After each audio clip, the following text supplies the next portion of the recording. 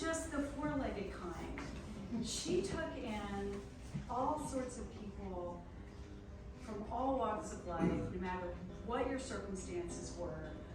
You could always find this no judgment, welcoming spirit in Carol Aguirre. But she was so much more than just a safe haven for wandering spirits like myself and like Holly. I met Carol in 1994, and I guess maybe I was one of the strays she took in.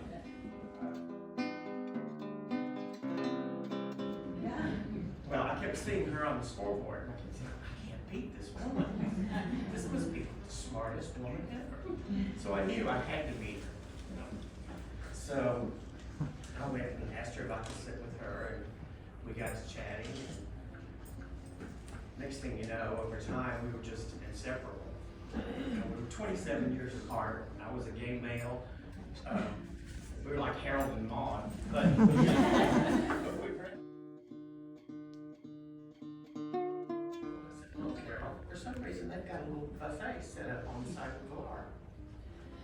And she turned to me and she pulled down her glasses to look over them, which she tended to do. And anytime she did that, I knew, okay, here comes a pearl of wisdom from Carol. Because she was the smartest woman I've ever met. I don't know how her skull held her brain. It must have been this big. She was so knowledgeable. But that one day, she turned to me, she pulled her glasses down and she said, you know, that word, original pronunciation of that word is buffet. I said, okay. And she's never wrong, so I didn't question her. I'll lock that away as for future reference. So we continued playing our game. Well, about an hour later, you know, we were taking a short break, and I noticed Margaritaville was playing. And I couldn't resist. I leaned over to Carol and I said, oh, listen, Carol, it's Jimmy Buffett. Well, I also didn't notice she had just taken a sip of her drink, which she proceeded to spray all over me. So I'm now sitting there, you know, wet once again with her. So I'm sitting there covered in bourbon and ginger ale. And she turns to me and she says, sorry about that. She says, but that's what you get for trying to be a smart ass. So we had so many good times, and I learned so much from the woman. We may have been an odd pairing, but we both benefited from the relationship, and I'll treasure all the memories forever. I'm really sorry to see her go.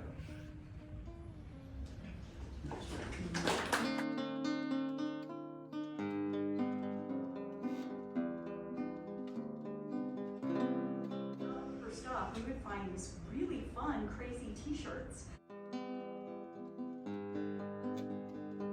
And it turned out Tony started this, that whenever he would go anywhere, he would get his mom like a crazy t-shirt. And so I was actually wearing this today because I got a stain.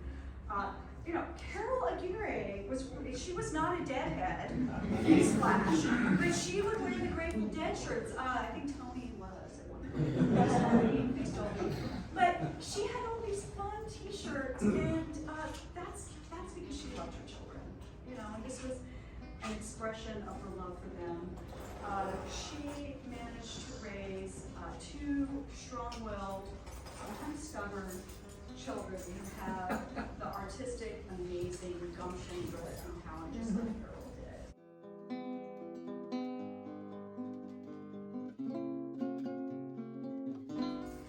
Today is a celebration of a life, and Carol was taken way too soon. But let's not remember how she died, let's remember how she lived and be grateful for the times we had with her. Thank you, Carol, for all you've done for us. I know you're here. And now we have a reading.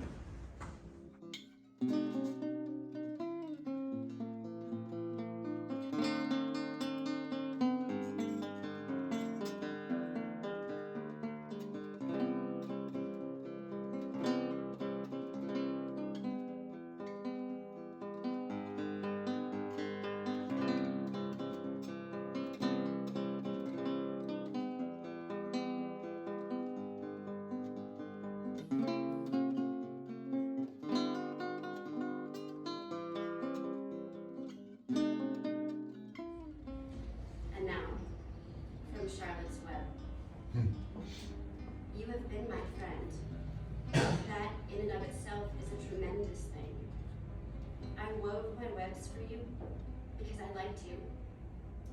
After all, what's a life anyway?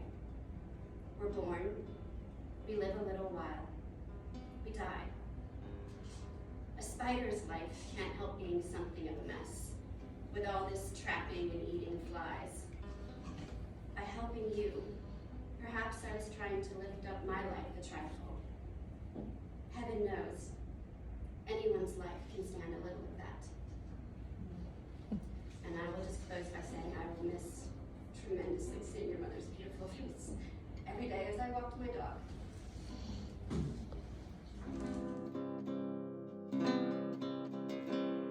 Country Club at the Animal Family. It's one of my earliest childhood memories, and I see this person. And right next to her is this person. And not far away is Tony, that person. And it was one of my earliest memories, the first time I had ever seen what would later be coined by Dr. Evil as Mini-Me. Because it was a little bit of an interesting and confusing thing to see an adult and a child that looked so similar.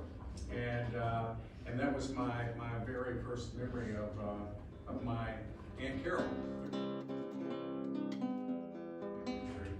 And you may be asking yourself, well, why are you speaking at Aunt/Cousin Carol's celebration of life? Well, the answer is I'm Holly's favorite cousin.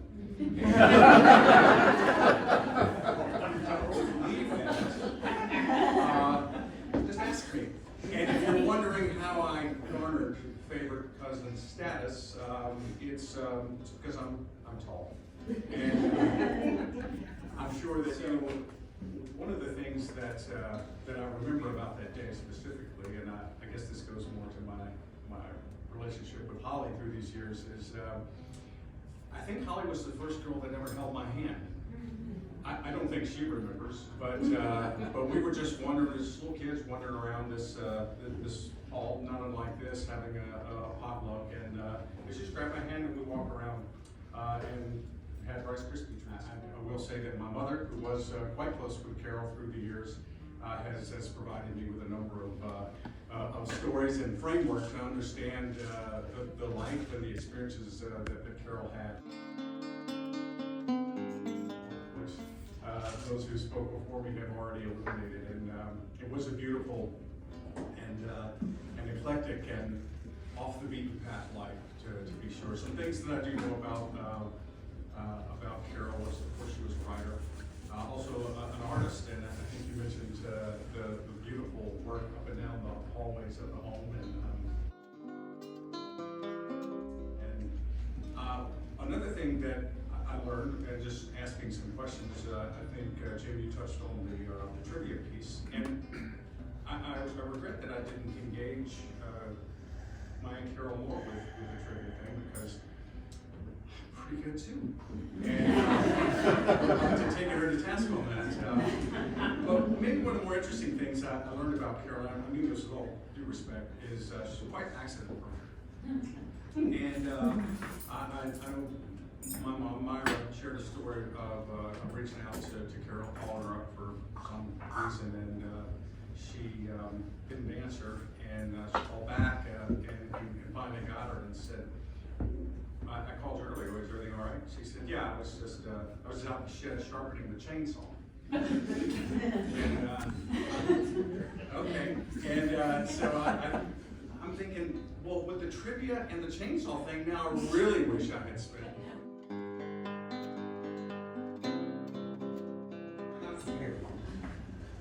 I knew Carol because I knew Tony and Holly. Tony first, and she was our den mother.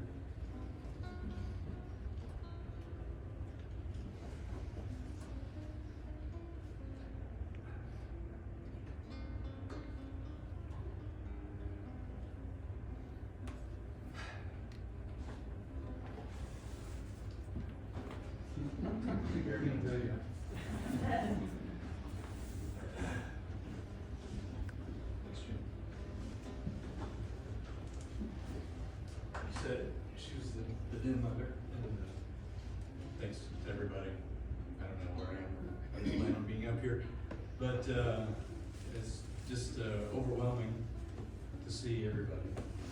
It means so much. It really helps. It really helps. And just thanks. And you made me remember the good stuff, and that's the biggest thing. And Mom didn't have an opinion on anything. We'll just quietly reflect to yourself what you think she would want you to think. And I'm going to get off stage.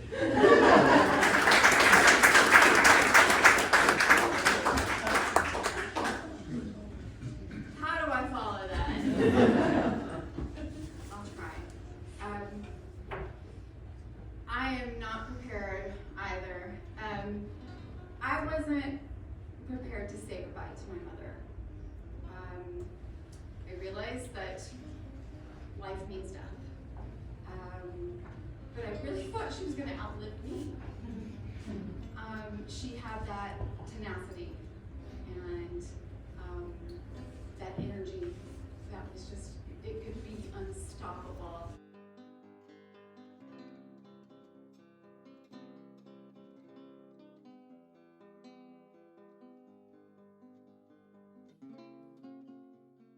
And she really did own a chainsaw.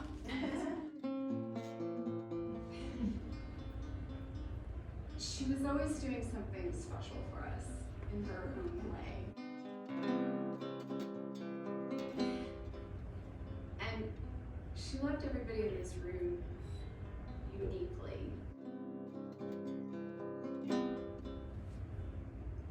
Everyone. You had something special about you that she recognized and that she loved. And you have helped make Tony and myself who we are. And you lift us up. And we're so appreciative of that. And we're really, really going to miss her. The fact that you are here is such a testament to who she was. And I want to close on a high note, tell you a very funny story about one of my dear friends who I was moving in with in LA. He was going to be my new roommate. And he's a gay man, and the man moving out was moving in with his partner. And my mother shows up. This is in LA, in their apartment. You know, they make her a cocktail, and so she. Now, Brad, you're a psychologist, yes? And Kendall, what do you do?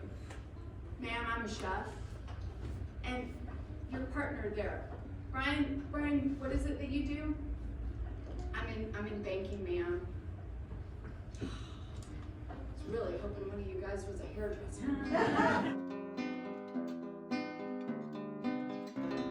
Partying as usual. And I decided I don't want to go back. I don't want to have to leave that.